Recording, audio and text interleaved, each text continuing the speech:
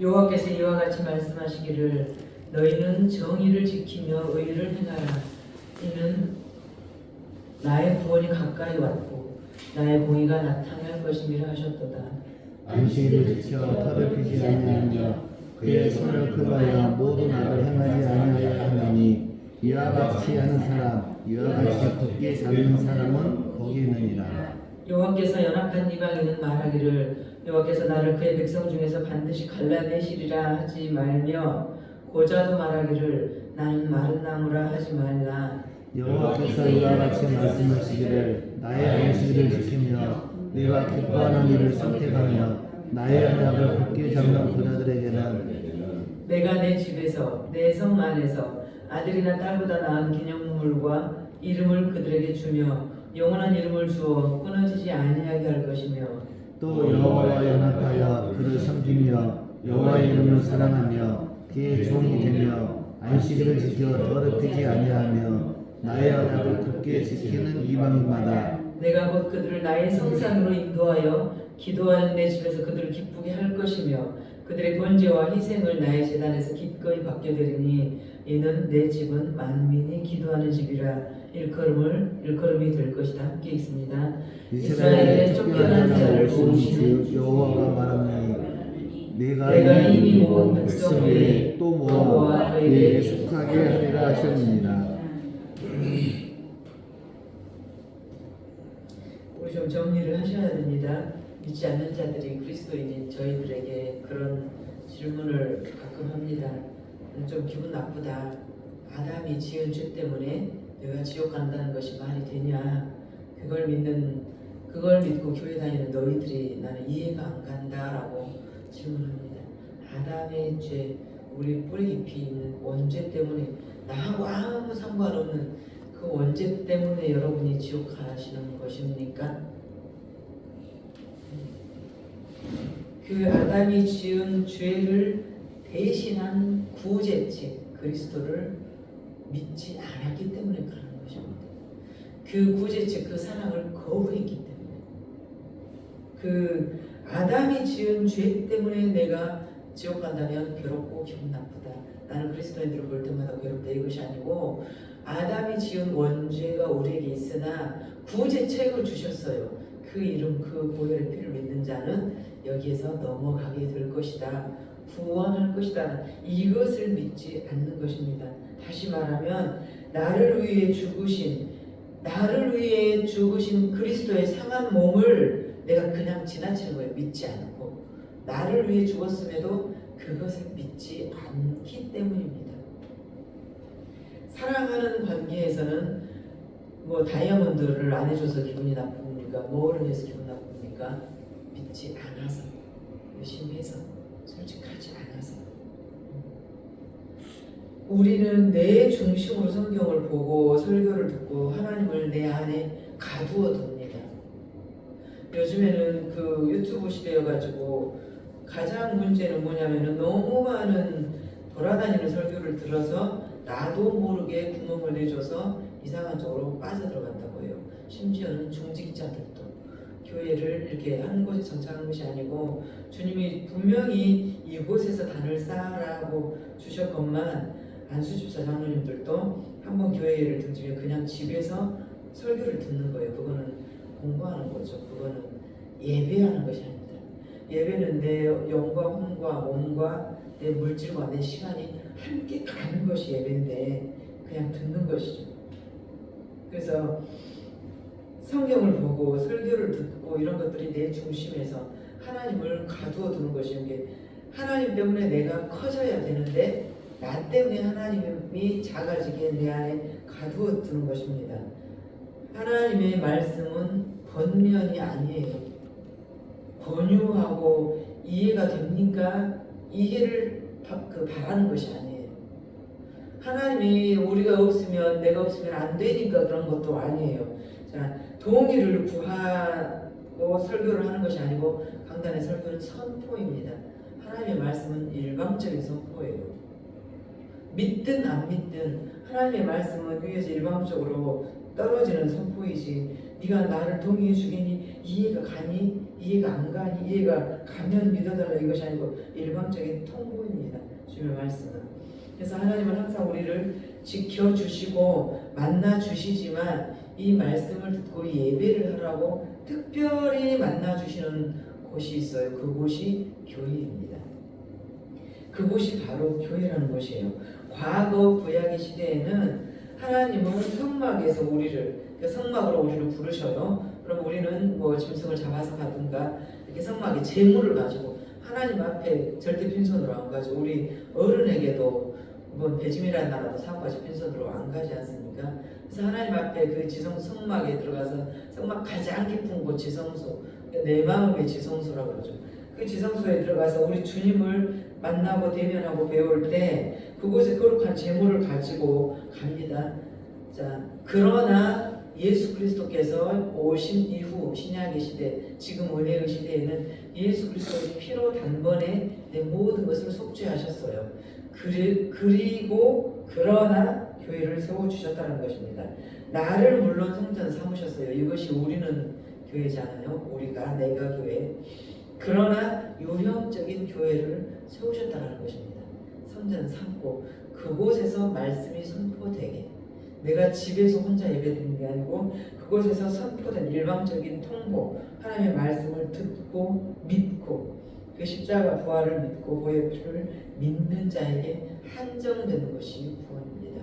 그런데 이제 구원받은 우리가 자칫 가장 잘못하기 쉬운 것이 나는 구원받았는데, 우리는 구원받았는데 우리 교인만 중요하고 이제 믿지 않는 그들은 이제 완전히 폄하해버리는, 그러니까 뭐 몹쓸 취급해버리는, 그러면 구원의 방도가 없겠죠. 그들에게 이 주님의 메시지를 전해야 되는 우리가 그냥 끊고 살아버리면 안 된다는 것입니다. 오늘 그 말씀이 이방인도 사랑하고 고자도 사랑한다는 말이에요. 거기 함축되셨습니다. 이방인, 하나님을 모르는 자, 고자, 그 아기를 낳는 씨가 없는 남자. 그러니까 그 시절에는 여자는 가장 큰 벌이 불임 여성이었어요. 사라도 한나도 리브가도 다 그래서 끝날까지 100살 먹도록 간구하고, 한나도 술 취한 여인처럼 주님께 기도한 것 아니겠습니까? 술 취한 여인처럼, 오늘날로 말하면 하나님과 나만이 통하는 그 언어로 계속, 결국은 하나님께서 들어주시잖아요. 히스기야 기도를 들어주신 것처럼. 그래서 하나님의 언약을 굳게 잡은 이방인도 구원할 것이고 고자도 구원할 것이다. 그래서 오늘 성경 보니까 이방인이 뭐라 그래요? 여호와께서 나를 그의 백성 중에서 갈라내실 거야. 자, 이스라엘은 선민 사상이 있어요. 자기들만 선택받았다는 선민 사상. 그러나 하나님께서는 접붙임 받는 우리를 또 쓰시죠. 그러니까 우리도 이방인이었어요. 대한민국 조선인 우리는 이방인이었어요. 이스라엘 혈통적으로 이스라엘 족속이 아닙니다. 우리는. 그래서 이방인은 뭐라고 하냐면 여호와께서 나를 자기네 백성 중에서 갈라내실 거야. 나중에는 모른 척 하실 거야. 내가 이렇게 열심히 믿지만, 또 고자는 나는 마른 나무야. 생명 없는, 나는 그 후손을 받을 수 없는 마른 나무야. 이러지 마라 너희들. 왜? 그 이방인과 고자, 세상이 가장 혐오하는 이방인과 고자인 너희를 내가 구원할 것이다 라는 약속을 주신 것입니다. 그것을 함축한 것이 오늘 1절에 정의를 지키며 공의가 나타날 것이다. 자, 이스라엘은 죄악이 관영하여서 하나님께서 그들을 심판하셨습니다. 애굽의 포로로 내주시고 바벨론 포로로 내주시고, 그러나 사랑이신 하나님은 그들을 끝까지 버리지 않죠. 우리가 아이를 훈계하고 매를 때리고 벌을 줄 때도 지켜보지 않습니까? 아기가 뭐 고집이 세서 끝까지 벌 받을 때 끝까지 하고 있는 놈이 있어요. 매도 끝까지 도망도 안 하고 맞고 있는 놈이 있어요. 맞아 죽을 수도 있잖아요. 벌 받다가 쓰러져 죽을 수도 있고. 부모는 늘 그것을 바라본다는 거예요. 내가 어떤 그 채찍을 가했을 때는 그걸 바라보는 눈이 있어요. 여호와께서 그러신다는 것이죠. 그러면은 여호와께 연합한 사람, 여호와께 연합한 사람이 들어가는데, 여호와께 연합한 사람은 어떤 사람이냐 그러면은 6절에 보니까 여호와께 연합한 사람은 그를 섬기며 그 이름을 사랑하며 그의 종이 돼서 안식일을 지키며 내 언약을 지키고 믿는 자를 말합니다. 그래서 여호와께 연합이라는 이브리 원어를 보면은 내 몸 위로 또 이렇게 포갠다라는 거예요. 합체한다라는 합체. 하나가 된다라는 거예요. 연합은.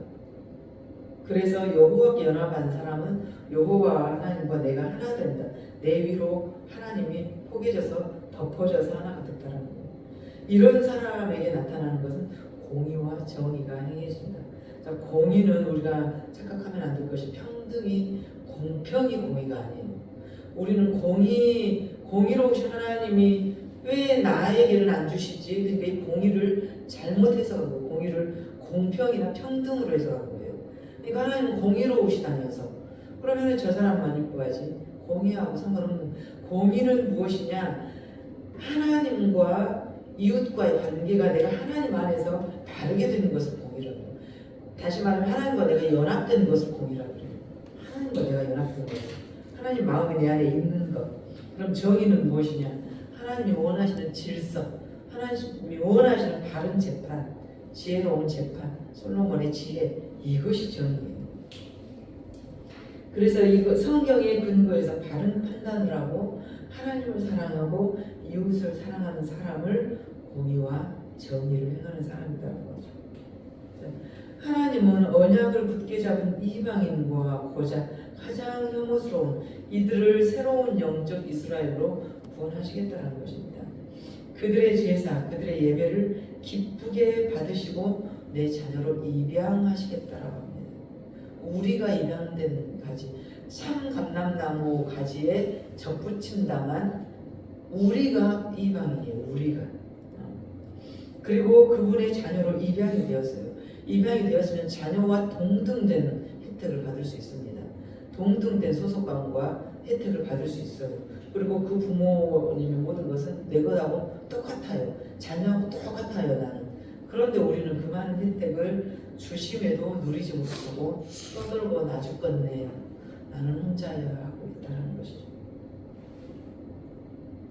하나님은 왜 그러면은 그들의 제사를 기쁘게 받으시고 우리를 입양시키시고 영적 이스라엘로 구원하시냐?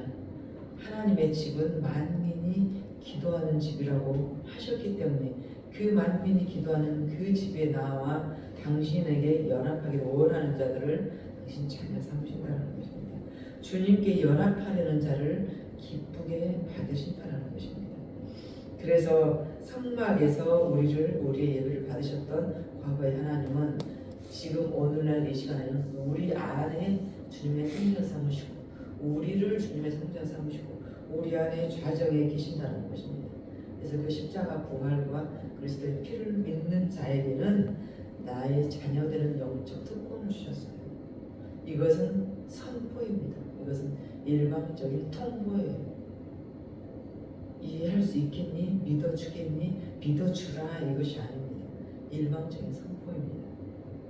아담이 지은 죄 때문에 지옥한 것이 아니고 그 죄를 사해줄 구제책을 주셨음에도 불구하고 그 그리스도 살과 피가 다 찢기는 그 십자가에 못 박는 그 그리스도가 내 죄 때문에 그랬다고 말을 해도 그걸 못 믿고 그냥 지나쳐가는 이것 믿지 않는 것이 죄입니다.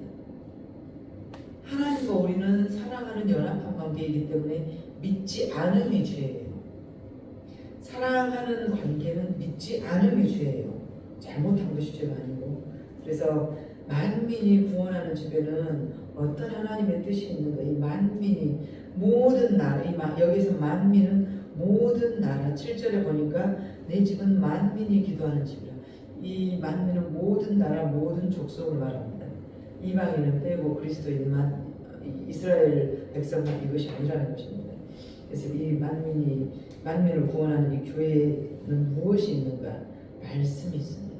왜 그러면 교회를 다녀야 되는가? 왜 교회를 나가야 되는가? 말씀이 그곳에 있어요. 그곳은 말씀을 주셨어요.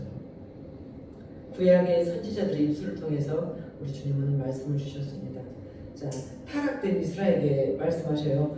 예레미야 선지자, 이사야 선지자, 에스겔 선지자, 이 선지자들의 입술을 통해서 주님의 말씀을 주셔요.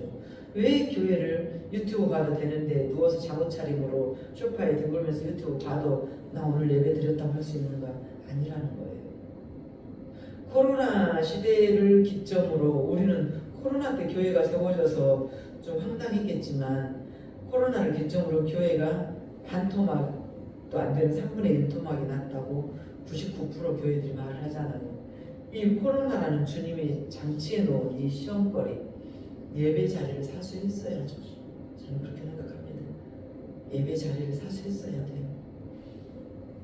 일례로 2주 전에 그 의장로가 다니는 말씀교회 담임 목사님 코로나 걸렸는데 목사님 저 마스크 끼고 가서 한쪽에서 맨 뒤에서 그러니까 장로는 맨 앞자리에 앉아야 되는데 앞에 앉지 않고 그냥 맨 뒤에 앉아서 예배만 잠깐 드리고 오겠습니다. 오지 말아야겠대요. 옮기면 어떡하냐.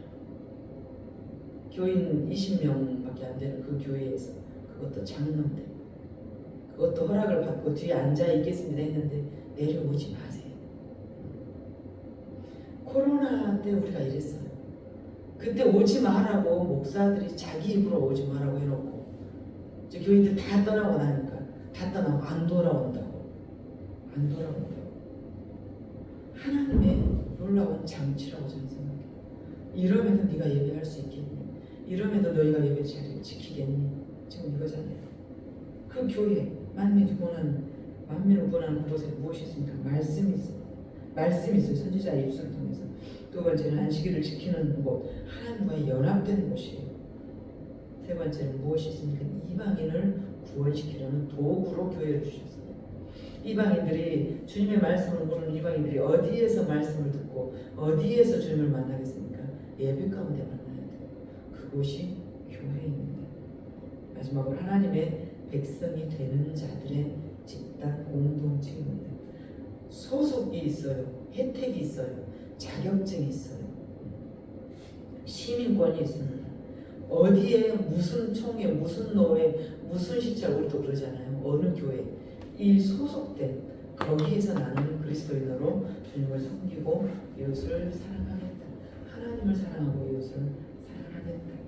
이곳이 교회입니다. 그래서 만민이 기도하는 내 집에서 우리 주님을 만나는 우리 모든 시간이 되기를 간절히 소망합니다. 기도하시겠습니다.